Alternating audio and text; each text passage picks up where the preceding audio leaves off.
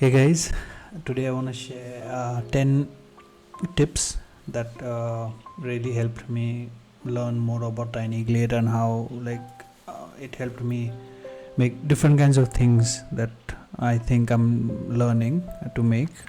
So the first one is when you make the wall, instead of just pulling it like this, you can make just two and then right click on it, which will let you open up the interaction menu and just pull it straight like this, which actually helps you make much more straight lines than this one, if you can see this. Yeah, so this really helps a lot when you're making walls. The second one is like whenever you have this interaction button, right, like this interaction menu, you see this cut tool. So the cut tool actually like helps you make segments and changes the formation of the top bar for the walls. You can use the cut tool with like the wooden fences and all that also.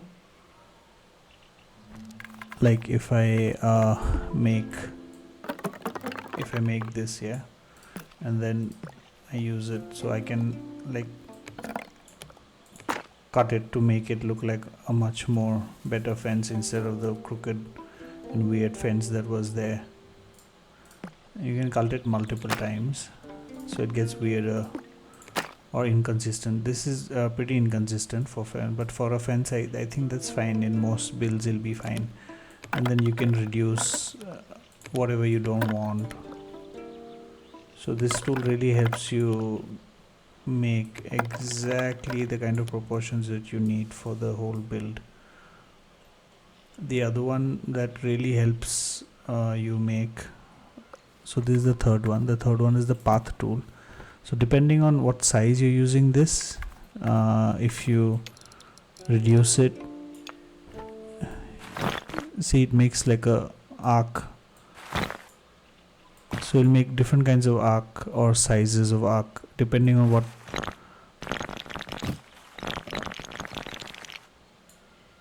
how thick you make the path tool thing. So suppose if you do this, and the interaction between this is changed because now like this is not a single wall, right? So it's completely different. So you can do this, you can make like a different wall altogether. And like the path tool has different interactions with different elements. Like suppose I do this, it'll make what do you see, the fence, it creates a gap in the fence. So you can use this to make even wooden stairs. Like if I do a path here and then I take the fence tool and then I just pull this to here, you see this. With this you can if you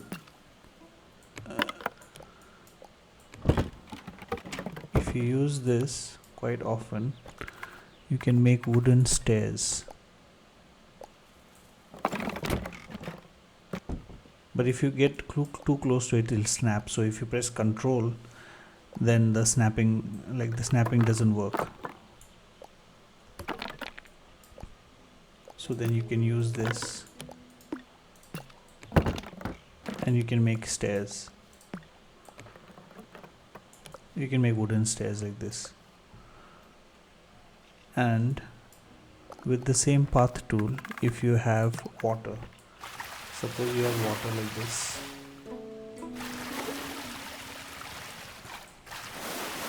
let's add some more water. Suppose this is a pond and you want to add like some rocks in between.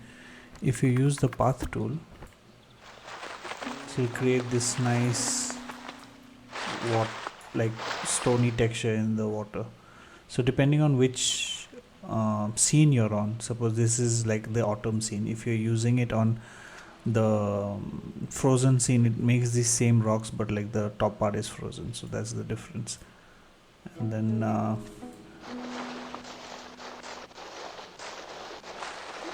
you can create something like this.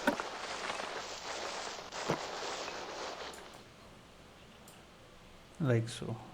Like if you see now, I'll just create. So if you want to get consistent arcs, you should probably have the wall as one single piece. So when you do it, it'll usually make like a consistent arc, if you can see this, and then you can probably pull it up.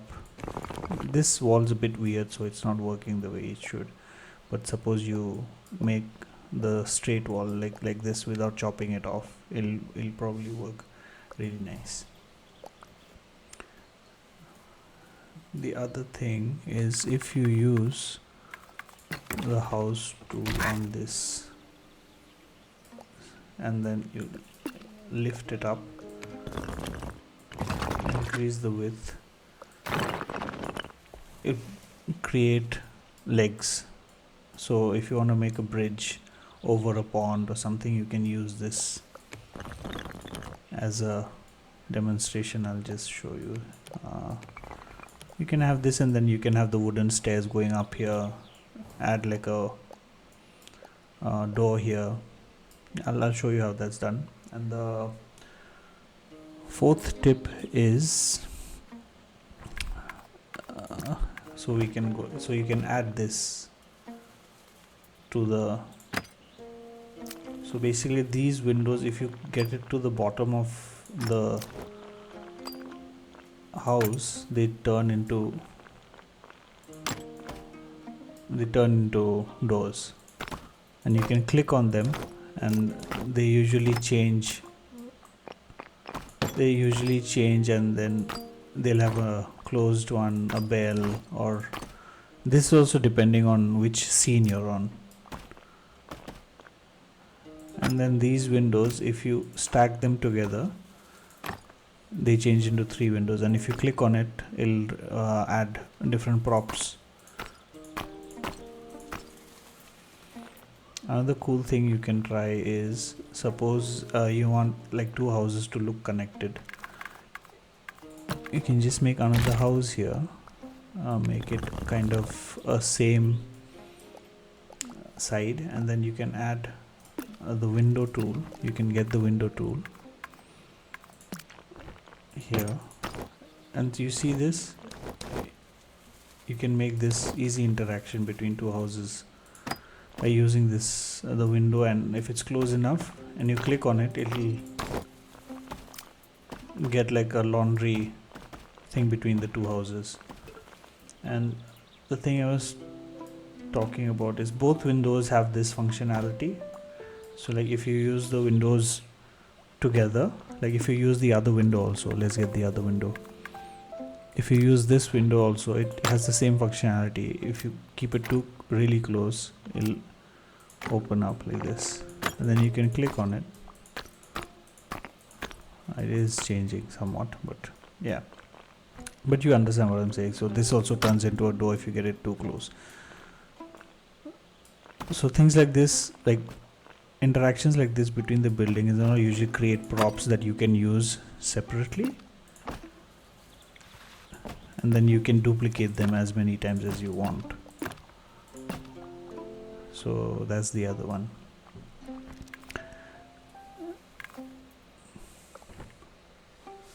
And the 5th tip that I can think about is the paint tool. Like besides doing just the paints, it has these 2 options also. So there's the plain one, there's the textured one, and then there's the wooden one. And if you do the wooden one, what happens is you can actually change the color of the wood as well. It's not just, so you can go for a candy house thing, so you can completely candy house feel to your build. The other thing interesting about this, so since the wall is like this, right, and suppose you want a flatter wall, what you can do is you can just get a little bit out, select it, pull it, and then you're like, oh, I don't want this, I want like a smoother wall and a flatter wall. So what you take is you do the plane tool, you click on it, and then you use this option, the one on the extreme left. So what this does, it gives you the smooth wall, and this way you can use this wall to make stairs also. I mostly use this to make stairs. This is like one of the better options to have stairs. But if you want like high rise stairs, what you can do is you can make a house, and using the eraser tool you can chop off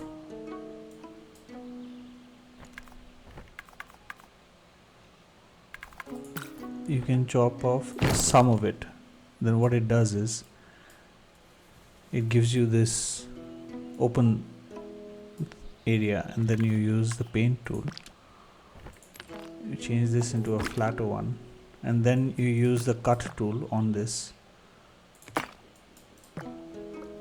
and then you can just do this. You can use the same thing on the wall to make a spiral wall, instead of actually having to just keep building a wall. You can just use this, and then you don't do that. You can just keep getting this behind each other, and then make the whatever kind of spiral wall you want. And there's a difference. The sixth point I wanna tell you guys is there's a difference between this eraser for this and the hammer. So what the hammer does is directly deletes the tool. So suppose you have one full one, so don't use the hammer. Like, be careful when you use the hammer, it might just like remove. So this is like a faster way to just remove stuff. The seventh option is tip is this elevate, right? So the elevate has like different functionality in other places also. Like, suppose you make this, okay, but like, see, if you do it here, there are no stairs. So if you do it on a path, like suppose you use the path will create stairs also for you, for it to climb. So almost everything has a different kind of an interaction.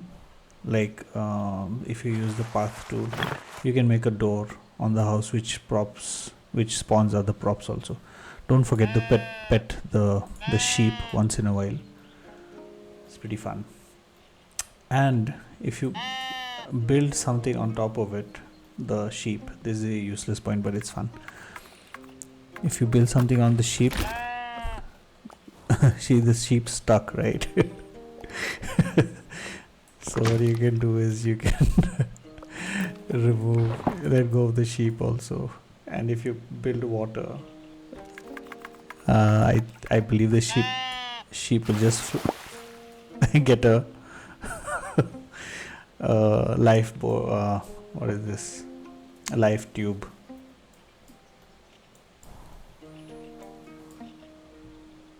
Wait, what is it called? What is that called? What is this called? God, I'm stupid. Anyways, let's get back to the video. So that's the. So usually I use this if I want to make. This is what I meant. So suppose you want to make a nice hill on the cliff or like anything. So you can. You don't have to go through the process of making the stairs unless you really want it. So you can just use the path tool, and this is another way of making rocks. So if you plan to make a rocky terrain, you can. So if you use the path tool completely, you can just transform this whole thing into a old age kind of a staircase. So, and you can make a spiral one that way. The eighth tip that I can give you is, so suppose you are making flowers, suppose you want to change the density, you just repeat it again, it'll just increase. So since this is autumn, the design is kind of like fall, where like the flowers are eventually gonna die before winter. And then sheep pet. And the other one is trees don't have much anything extra, so the trees spawn as usual, but in winter, or in winter you'll get dead trees, like there will be no leaves here. So if you're picking the winter theme, then it'll mostly just be without the leaves. The ninth tip is sunlight is the day and night thing. So basically you can change day to night by spinning this and then go back however you want, or if you want a better lighting or a different angle, you can use this. So this tip is kind of basic, but I thought I'd just put it in. And the last tip, the most important tip, is you don't, like suppose you want to make a time lapse or a video of what you're making, you can use the X and the Z tool. So the Z tool is back, you can see everything is getting undone.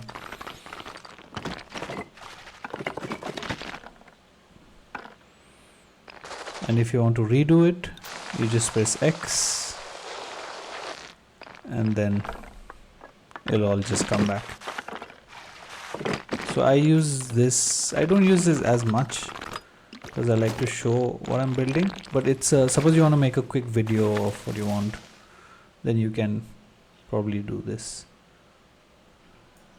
So those are the 10 tips that I can give. I'll see if I can make another video with more tips that can be helpful for whoever's getting into TinyGlade. Thank you. I'll see you in the next one. Bye bye.